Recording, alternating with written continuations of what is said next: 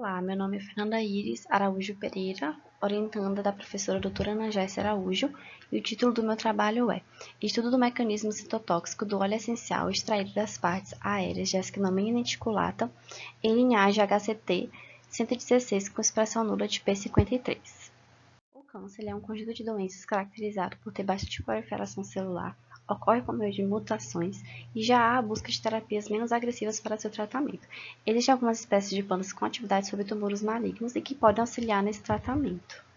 Para o tratamento dessa doença já se utilizam fármacos, mas também se revela a importância de desenvolvimento de novos medicamentos também baseados em ativos vegetais que são derivados de produtos naturais.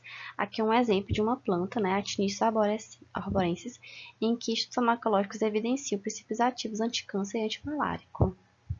Inicialmente se pretendia fazer uso do óleo essencial da espécie Ascinomyia lenticulata e avaliar seu potencial citotóxico, mas devido a alguns fatores como a volatilidade do óleo, a pandemia e a falta da espécie, decidiu-se fazer uma troca e investigar o efeito citotóxico de fitoesteróides obtidos da espécie Actinius arborensis com testes em células tumorais e também investigar o seu efeito antimigratório in vitro.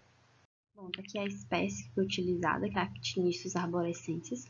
As linhagens celulares foram as citadas, MCF7, MDAMB231 e MCF10. Para sua avaliação de citotoxicidade in vitro, foi realizado 2 testes, um deles sendo a avaliação do efeito citotóxico com o teste do MTT e o ensaio de migração celular.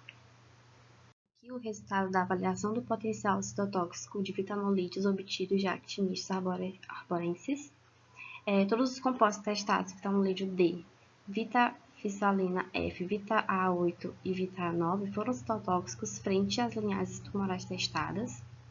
Além disso, observa-se que os valores de 6,50 nas células cancerosas variaram de 0,53 a 2,52 micromolar, enquanto que na célula não tumoral variaram de 0,55 e 3,50 micromolar. Com base nos resultados de ensaio de citotoxicidade de 72 horas pelo MTT, foram escolhidas as amostras Vita8 e Vita9 para poder realizar o ensaio de citotoxicidade em 24 a 48 horas. E como apresentado aqui na tabela, o Vita8 e o Vita9 apresentaram efeito citotóxico na linhagem MDAMB231 após tratamento de 24 horas e 48 horas, mostrando tempo dependente.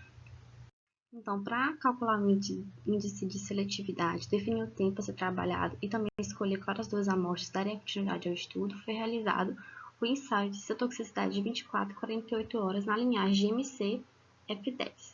O resultado do presente estudo do ensaio foi colocado aqui na tabela 4. Para a citotoxicidade para linhagem de células não tumorais MCF10 e linhagem de células tumorais MDAMB231, foi comparado por meio do cálculo de índice de seletividade presente aqui na tabela 5. E mediante esse resultado, a amostra de Vita-A9 foi escolhida por apresentar o índice de seletividade 3 vezes maior quando comparada à doxorubicina, que é o controle positivo. Os resultados de migração celular. O fechamento do risco realizado sobre a monocamada de células foi calculado com base na área do risco do tempo zero e após os tempos de 24 a 48 horas de exposição. O composto nas concentrações utilizadas 0,5 e 1 micromolar reduziu significativamente o percentual de migração em comparação com o controle negativo da linhagem MDA-MB231 aqui presente na figura 4.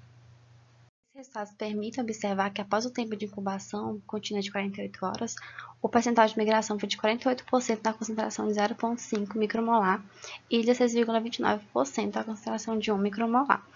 E as células sem tratamento, que é o controle, apresentaram um percentual de 96,28%.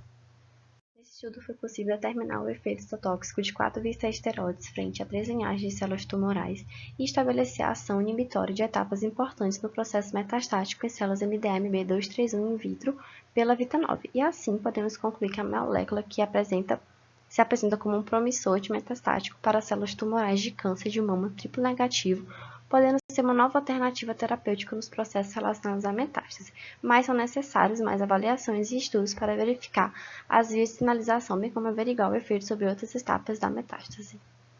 Meus agradecimentos ao FDPA, ao LCC Delta e ao NCT Bionat. E aqui estão algumas referências colocadas aqui no slide. Muito obrigada!